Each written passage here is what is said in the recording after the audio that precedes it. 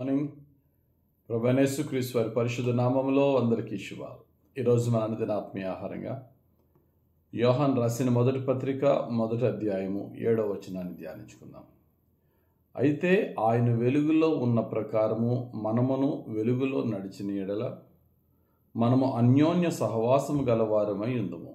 అప్పుడు ఆయన కుమారుడైన యేసు రక్తము ప్రతి పాపము నుండి మనలను పవిత్రులుగా చేయును. చదవబడిన వాక్యంలో మనము ఎలా పవిత్రులుగా మార్చబడగలము? మనందరికీ తెలుసు, మన యొక్క వ్యక్తిగత పాపాలు, మన పాత పాపాలు ఎన్ని ఉన్నాయో మనకు తెలుసు. ఆ పాపాలన్నీ కొట్టివేయబడి మనం పవిత్రులుగా మార్చబడాలంటే 2 పనులు చేయమంటున్నాడు ఇక్కడ భక్తుడైనటువంటి యోహాను. నెంబర్ 1, ఆయన వెలుగులో ఉన్న ప్రకారము మనము కూడా వెలుగులో నడిచిన ఎడల. 2, అన్యోన్య సహవాసము గలవారమై ఉందము. అప్పుడే ఆయన కుమారుడు యేసు రక్తము మన ప్రతి పాపము నుండి విడిపించును. ఈ యోహాను రాసిన మొదటి పత్రిక 1వ అధ్యాయంలో వెలుగు గురించి, చీకటి గురించి చెప్పబడింది. వెలుగులో నడిచిన ఎడలంటే ఏంటి? What does light represents? వెలుగు దేని సూచిస్తున్నదంటే 2 విషయాలు చెప్తుంది. 1, వెలుగు పరిశుద్ధతను తెలియచేస్తుంది. 2, వెలుగు సత్యాన్ని సూచిస్తుంది. వెలుగు holiness, light represents holiness and light represents truth. వెలుగు సత్యాన్ని తెలుపుతుంది, వెలుగు పరిశుద్ధతను తెలుపుతుంది. దానికి రివర్స్లో డార్క్నెస్ ఉంది, దానికి వ్యతిరేకము, ఆపోజిట్. డార్క్నెస్ మనం చూసినట్లయితే చీకటి పాపాన్ని సూచిస్తుంది, చీకటి అజ్ఞానాన్ని సూచిస్తుంది. మన పాప జీవితం నుంచి బయటికి రావాలి అంటే యేసు రక్తమే మనలను శుద్ధి చేస్తుందని వాక్యం చెప్తుంది.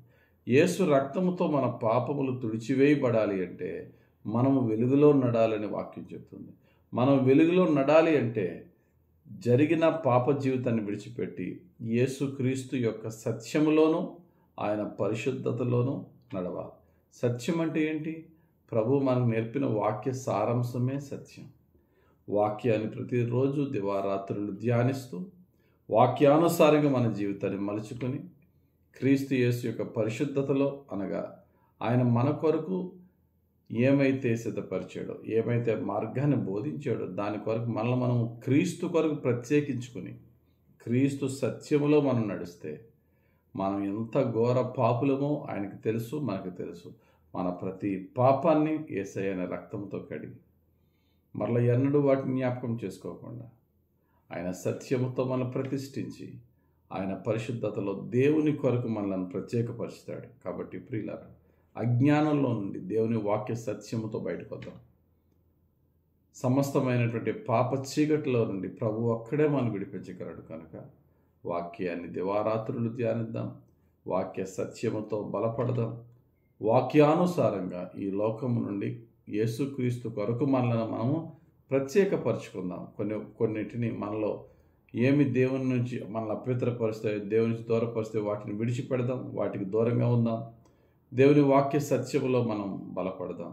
అప్పుడు దేవుని అడుగుదాం, ప్రభువా, ఇప్పుడంటే నేను వెంబడిస్తున్నాను, కానీ నా పాత జీవితంలో చాలా పాపాలు చేసిన వాడినయ్యా, నన్ను కరుణించంటే యేసయ్య ఆయన యొక్క కృపలో, ఆయన శిలువ మీద చేసిన బలియాగములో, ఆయన పవిత్ర రక్తములో మన పాప జీవితాన్ని అంతటినీ కడిగివేసి వాటిని బయటికి తొలగించి ఆయన సత్యముతో, ఆయన పరిశుద్ధతతో మనం నింపుతాడు. దేవుడు తన పరిశుద్ధ వాక్యం దీవించి దివారాత్రులు దేవుని వాక్య సత్యములో నిత్యము క్రీస్తు కొరకు ప్రత్యేకింపబడిన పరిశుద్ధతలో పరిశుద్ధాత్ముడు మనల్ని నడిపించునుగాక.